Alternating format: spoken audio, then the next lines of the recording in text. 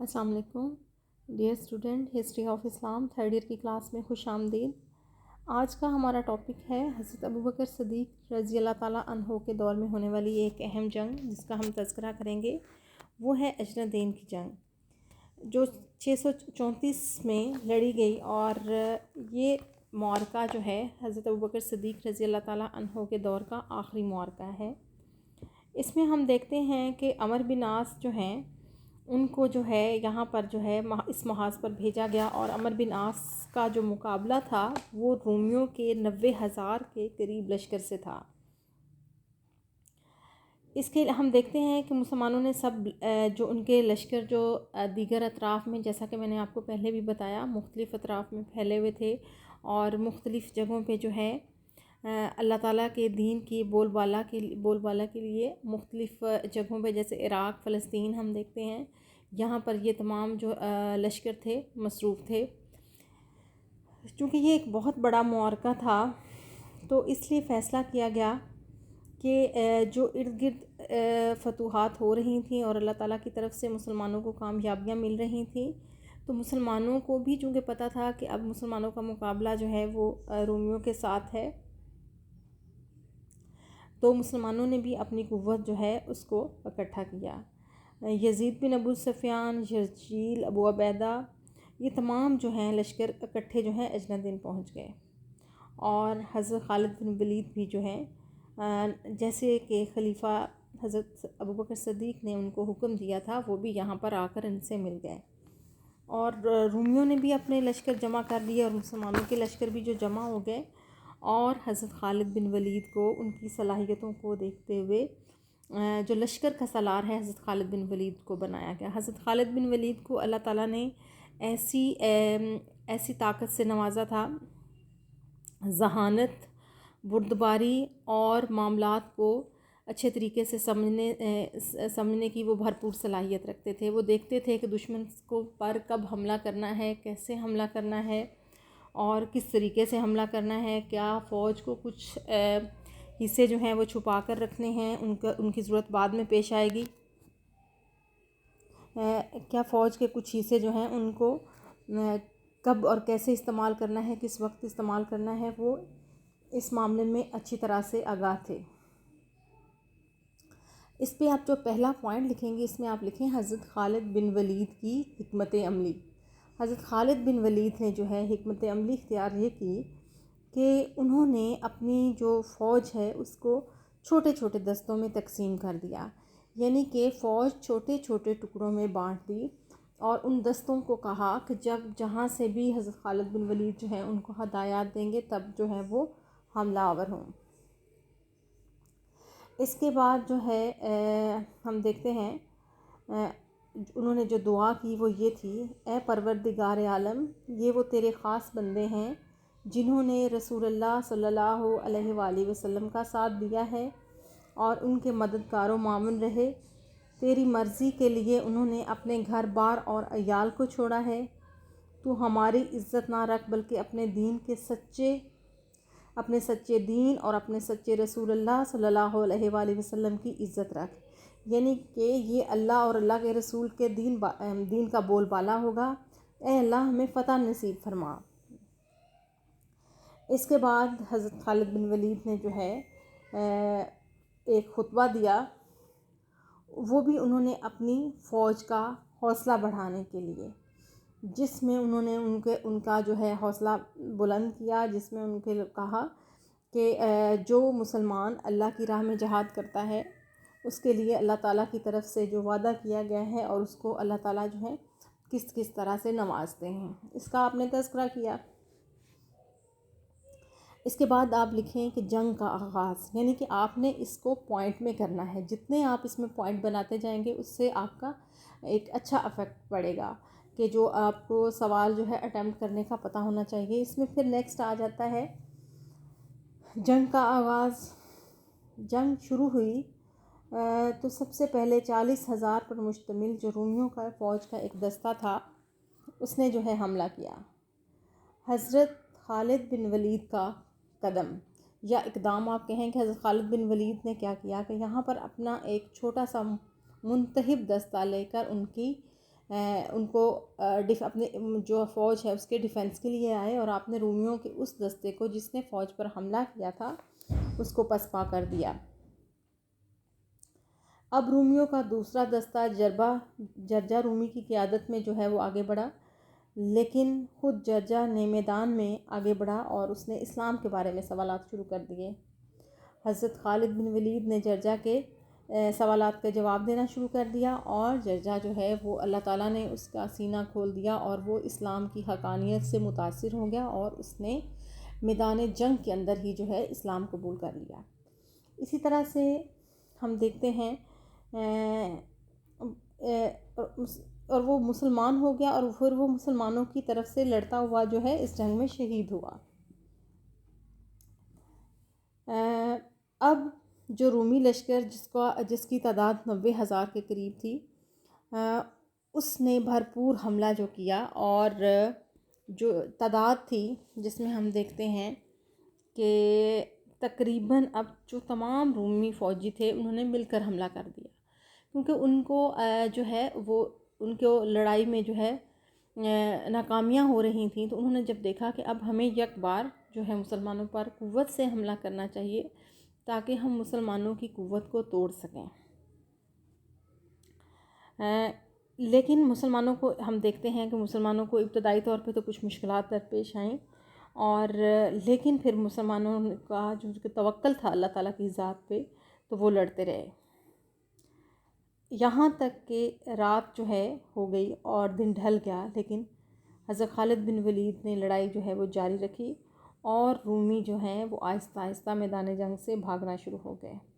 اور حضرت خالد بن ولید نے ان کے لیے راستہ چھوڑا، اور سوار دستے جو ہے وہ میدان سے بھاگ کھڑے ہوئے، پیادہ جو تھے جو پیدل تھے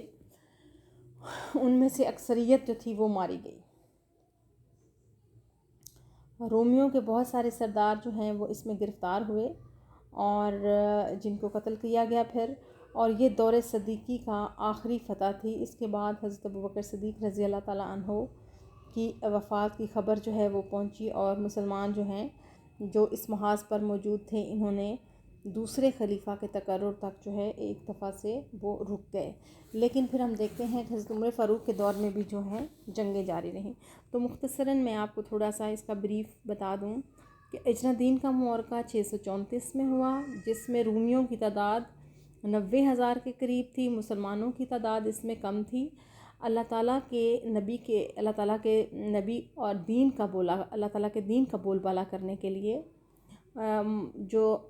تمام لشکر تھے مسلمانوں کے، یہ بھی اکٹھے ہونا شروع ہو گئے۔ حضرت خالد بن ولید نے پہلے ایک تقریر کی جس میں انہوں نے اللہ تعالیٰ سے دعا کی، اس کے بعد آپ نے اپنے لشکر کی جو حوصلہ ہے وہ بڑھایا،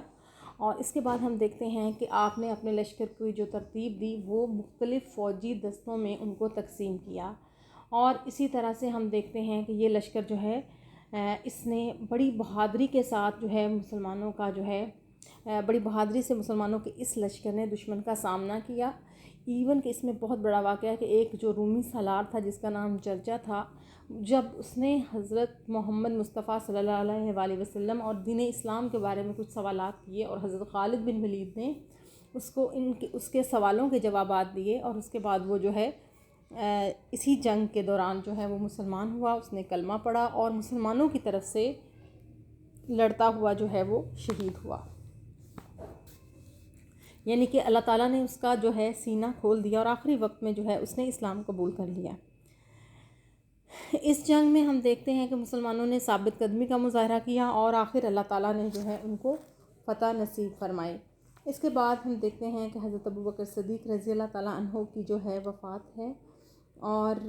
آپ کی جو مدت خلافت ہے 2 سال 3 ماہ اور 10 دن پہ محیط ہے۔ 63 برس کی عمر میں آپ کی وفات ہوئی، اور آپ کی وفات کے بعد جو ہے اللہ تعالیٰ کے اب ہم دیکھتے ہیں کہ حضرت ابوبکر صدیق رضی اللہ تعالیٰ عنہ کے بعد جو خلافت سنبھالی وہ حضرت عمر فاروق رضی اللہ تعالیٰ عنہ نے سنبھالی۔ حضرت ابوبکر صدیق رضی اللہ تعالیٰ عنہ کی شخصیت کے چند پہلوؤں پر ہم بات کریں گے۔ حضرت ابوبکر صدیق نہایت نرم دل تھے، اور راست باز تھے، حق گو تھے، اور جب ابھی اسلام قبول نہیں کیا تھا تب بھی آپ جو ہیں انہی خوبیوں سے آراستہ تھے. آپ کا کردار بہترین تھا اور اللہ تعالیٰ کے نبی کے احباب میں شامل تھے پہلے بھی. پھر بعد میں ہم دیکھتے ہیں کہ جب اللہ کے رسول نے پر اللہ تعالیٰ کے رسول نے جو ہے دین اسلام کی تبلیغ جاری رکھی اور اسلام لائے، تو حضرت ابوبکر صدیق وہ پہلے شخص ہیں جو اسلام لائے اور اللہ تعالیٰ کی طرف سے جو ہے اللہ تعالیٰ کے دین کا بول بالا کرنے کے لیے آپ ہر قدم شانہ بشانہ نبی پاک صلی اللہ علیہ وآلہ وسلم کے ساتھ موجود رہے. اسی طرح سے ہم دیکھتے ہیں کہ آپ کو جو العتیق کا لقب دیا گیا، اسی طرح سے صدیق کا لقب آپ کو ملا. جج سید امیر علی نے آپ کی شخصیت کا جو تعارف ہے وہ اس طرح سے کروایا ہے. سید امیر علی کی کتاب ہسٹری آف اسلام، اور انہوں نے چند اور کتب جو ہیں وہ لکھی ہیں. اور سید امیر علی کا تعلق جو تھا برطانیہ میں، جب ہم دیکھتے ہیں کہ آپ بنگال میں پیدا ہوئے اور آپ ایک ایسے شخص تھے جنہوں نے اسلام کا مطالعہ بہت گہرائی کے ساتھ کیا تھا. اور سید امیر علی کی کتاب کو آج بھی ہم دیکھتے ہیں کہ مغربی مفکرین جو ہیں اس کو بہت زیادہ اہمیت دیتے ہیں اور اس کے حوالہ جات جو ہیں ان کی کتابوں میں شامل ہیں. اس کو آپ اپنی انڈرسٹینڈنگ کے لیے اگر پڑھنا چاہیں تو تاریخ اسلام کے نام سے سید امیر علی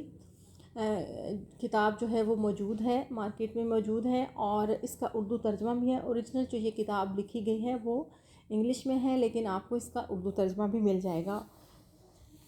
سید امیر علی نے جو آپ کا تعارف پیش کیا وہ یہ کہتے ہیں، حضرت ابوبکر صدیق رضی اللہ تعالیٰ عنہ لمبے قد، دبلے پتلے گندمی رنگت اور ہلکی داڑھی جیسے آپ مشرقی انداز میں رنگتے تھے، اور جس کی وجہ سے آپ کے روب اور متانت میں مزید اضافہ ہو جاتا تھا. آپ نے بیت المال میں کبھی بھی روپیہ جمع نہ کیا، بلکہ ہر جمعرات کی رات سب سے پہلے مجاہدین میں مال تقسیم کرتے اور اس کے بعد جو ہیں محتاجوں کی مدد کرتے. یعنی کہ جو احکامات اللہ کے نبی نے دیے تھے وہ کچھ جمع نہیں کرتے تھے. بیت المال جو کہ قومی خزانہ ہوتا ہے، اس میں جو بھی رقم آتی تھی آپ اسی وقت صرف کر دیتے تھے، اور مجاہدین میں جو اللہ کی راہ میں جہاد کر رہے تھے ان کے ہاں تک ان کو تقسیم کرتے، یا جمعرات کی رات جو ہے جمعرات کو جو غریب ہوتے تھے، محتاج ہوتے تھے، جن کی ضروریات ہوتی تھی وہ اس سے پوری کر دیا جاتی تھی. محمد مصطفیٰ صلی اللہ علیہ وآلہ وسلم کے قریبی ساتھی تھے. حضرت محمد مصطفیٰ صلی اللہ علیہ وآلہ وسلم فرمایا کرتے تھے کہ جن لوگوں نے بھی ہم پر کوئی احسان کیا ہم نے اس کا بدلہ دے دیا، سوائے ابوبکر رضی اللہ تعالیٰ عنہ کے. ان کا ہم پر بڑا احسان ہے، اس کا بدلہ خود خدا قیامت کے دن دے گا. اسی طرح سے حضرت ابوبکر صدیق کے قریبی ساتھی حضرت عمر فاروق رضی اللہ تعالیٰ عنہ جو ہیں ان کی رائے یہ تھی کہ حضرت ابوبکر رضی اللہ تعالیٰ عنہ جو ہیں ہم سب میں بزرگ تھے، ہم سب سے بہتر تھے، اور رسول اللہ صلی اللہ علیہ وآلہ وسلم کی نگاہ میں ہم سب سے زیادہ عزیز تھے. یعنی کہ جیسا کہ فرمان نبی پاک صلی اللہ علیہ وآلہ وسلم کا فرمان میں نے آپ کو بتایا، اسی طرح سے حضرت عمر فاروق رضی اللہ تعالیٰ عنہ دوسرے خلیفہ راشد جو تھے ان کا کہنا یہ تھا کہ حضرت ابوبکر صدیق جو ہیں ہم سب سے بہتر تھے اور رسول اللہ کی نگاہ میں ہم سب سے زیادہ عزیز تھے. یعنی اللہ کے رسول ان کو بہت زیادہ عزیز رکھا کرتے تھے. اسی طرح سے حضرت عمر فاروق حضرت ابوبکر صدیق جو ہیں نبی پاک صلی اللہ علیہ وسلم کی جوانی کے ساتھی تھے اور عمر بھر کے ساتھی تھے. آپ نے بہت سارے جو سفر تھے تجارتی حوالے سے وہ آپ نے اکٹھے سفر کیے. اسی طرح سے ہم دیکھتے ہیں کہ اللہ تعالیٰ نے ان کو یہ توفیق دی اور انہوں نے اللہ اور اللہ کے نبی پر جو ہے وہ ایمان لائے. اور اسی طرح سے اگر ہم دیکھیں کہ ان کو جو ہے اثار اور قربانی کے حوالے سے ہم دیکھیں تو ہم دیکھتے ہیں کہ ایام جاہلیت میں اکثر ایسا ہوتا تھا کہ جو عزیز اور ان کے دوست تھے، رشتہ دار تھے، ان کی آپ جو ہیں ان کی حمایت کیا کرتے تھے، ان کا ساتھ دیا کرتے تھے اگر ان کو ضرورت ہوتی تھی۔ حضرت بلال اور حضرت عامر بن فہیرہ جیسے بے بسوں کے لیے بھی وہ جو ہے ایسے ہی تھے کہ ہمیشہ ان کی تکالیف کو دور کرنے کے لیے تیار رہتے تھے، اور اگر ان کے مالک ان کے اوپر ظلم کرتے تو آپ کی کوشش یہ ہوتی تھی کہ اس کے پیسہ جو ہے وہ دے کر ان کو آزاد کروا دیں۔ اسی طرح سے ایک واقعہ جو بہت مشہور ہے کہ جب رومی جو ہیں مسلمانوں کے خلاف انہوں نے اپنی جارحانہ کارروائیوں کا آغاز کیا، اور اللہ تعالیٰ کے جو پیارے نبی حضرت محمد مصطفیٰ صلی اللہ علیہ وآلہ وسلم کے سفیر کو سفارتی آداب کو بھلا کر ان کے سفیر کو جو ہے مارا گیا۔ تو یہ تمام واقعات جو ہیں اس کے بعد اللہ کے نبی نے ایک رومیوں کے خلاف لشکر روانہ کیا جس کو ہم دیکھتے ہیں کہ جو تبوک کا معرکہ کہلاتا ہے، جس میں مسلمان رومیوں کی سرحد تک گئے، اور اس وقت اللہ تعالیٰ کے نبی نے جو ہے لوگوں سے جو کہا کہ جن لوگوں نے اللہ تعالیٰ کی راہ میں اپنا مال خرچ کرنا ہے تو دیں۔ تو اس میں ہم حضرت ابوبکر صدیق رضی اللہ تعالیٰ عنہ کو دیکھتے ہیں کہ انہوں نے اپنے گھر کا تمام سامان لا کر اللہ تعالیٰ کے جو پیارے نبی حضرت محمد مصطفیٰ صلی اللہ علیہ وسلم ہیں ان کے قدموں میں ڈال دیا۔ اور مطلب نبی پاک صلی اللہ علیہ وسلم نے پوچھا کہ ابوبکر گھر والوں کے لیے کیا چھوڑا؟ تو آپ نے کہا اللہ اور اس کا رسول، یعنی کہ ان کا اتنا بھروسہ اور اتنا توکل تھا کہ اللہ تعالیٰ ان کو دیں گے، اور گھر کی جو چیزیں جو تھیں وہ آپ نے تمام کی تمام چیزیں لا کر اللہ کے نبی کو دے دیں۔ پھر ان کی جو زندگی ہے جس میں ہم دیکھتے ہیں کہ اسلام لانے کے بعد اور خلیفہ وقت بننے کے بعد بھی آپ نے انتہائی سادہ زندگی گزاری۔ آپ نے کبھی اپنے اوپر بہت زیادہ چیزوں یا روپیہ پیسہ خرچ نہیں کیا۔ آپ کی کوشش یہ ہوتی تھی کہ آپ وہی پیسہ جو آپ کا ذاتی تھا، جیسے کہ میں نے آپ کو بتایا کہ جب آپ مدینہ تشریف لائے، مکہ میں بھی آپ تجارت کیا کرتے تھے، مدینہ میں بھی تشریف لانے کے بعد حضرت ابوبکر صدیق رضی اللہ تعالیٰ عنہ نے اپنی تجارتی سرگرمیاں جو ہیں وہ جاری رکھیں، اور اس میں اللہ تعالیٰ نے ان کو بہت برکت بھی ڈالی۔ لیکن اس کے باوجود اپنا ذاتی روپیہ پیسہ بھی جو تھا وہ آپ بیت المال میں یا غریبوں محتاجوں کی مدد کرتے ہوئے اس کو استعمال کرتے تھے۔ اسی طرح سے تقویٰ کے معیار اگر ہم کہیں کہ تقویٰ کے کس معیار پر آپ فائز تھے، تو ایک دفعہ حضرت محمد مصطفیٰ صلی اللہ علیہ وآلہ وسلم نے فرمایا تھا، جس طرح آسمان کے ستارے بے شمار کرنا مشکل ہے، اسی طرح ابوبکر رضی اللہ تعالیٰ عنہ کی نیکیاں بھی انگنت ہیں، یعنی کہ بے تحاشا ہیں۔ آپ کے بارے میں ایک بات کی جاتی ہے کہ آپ نے کبھی بھی کوئی ایسا لقمہ نہیں کھایا جو حرام ہو، اور ایک دفعہ ایک غلام کی کمائی جو کہ کہانیاں گھڑنے میں ماہر تھا، اس سے آپ نے کچھ کھا لیا۔ جب آپ کو پتہ چلا کہ یہ ایسے شخص کی کمائی سے تھا تو آپ نے منہ کے اندر انگلی ڈال کر اس کو باہر نکال دیا، کہ اللہ تعالیٰ سے آپ جو ہیں یہی دعا کرتے تھے کہ کوئی لقمہ جو ہے وہ حرام کا آپ کے پیٹ میں نہ رہے، اور ہمیشہ سے ایسا ہی ہوا۔ اسی طرح سے آپ کی ذاتی زندگی کو دیکھیں تو ہم دیکھتے ہیں کہ وہ رات کو اللہ کے حضور کھڑے ہوتے، صبح خوش لہانی سے قرآن پاک کی تلاوت کرتے، کثرت سے روزے رکھتے، نماز کی حالت میں اتنا روتے تھے کہ داڑھی آنسوؤں سے تر ہو جاتی۔ حالت نماز میں آپ ایسے ساکن ہوتے جیسے کہ سوکھی لکڑی کھڑی ہو، کوئی دوست رشتہ دار آپ کو اللہ کی اطاعت کی حدود سے باہر نہیں نکال سکتا تھا، اور آپ ہمیشہ حق و سچ کی بات کرتے، انصاف کا ساتھ دیتے، ایسے لوگوں کا ساتھ دیتے، اور ایسی تمام باتوں سے جو ہے دور رہتے جن سے نبی پاک صلی اللہ علیہ وسلم نے دور رہنے کا حکم دیا ہے، اور جو ہدایات اللہ کے نبی نے دی ہیں، اور ان تمام معاملات میں آپ اللہ اور اللہ کے رسول کی اطاعت جو ہے وہ بجا لاتے۔ تو یہ تو تھا آج کا ہمارا ٹاپک، جس میں ہم نے پہلے اجنادین کے معرکے کے بارے میں پڑھا۔ اس کے بعد ہم نے پڑھا کہ یہ عہد صدیقی کا آخری معرکہ تھا۔ اس کے بعد آپ کو میں نے یہ بتایا حضرت ابوبکر صدیق رضی اللہ تعالیٰ عنہ کی جو زندگی کے چند پہلوؤں پر ہم نے بات کی۔ اس پہ ہم مزید جو ہے کل کچھ اور جو پہلو ہیں اس کو بھی ڈسکس کریں گے اور اس پر مزید بات کریں گے۔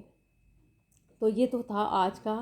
آج کا لیکچر، جس میں آپ کو حضرت ابوبکر صدیق رضی اللہ تعالیٰ عنہ اور معرکہ اجنادین کے بارے میں بتایا گیا ہے۔ ہوپ فلی کل جو ہے دوبارہ ملاقات ہوگی۔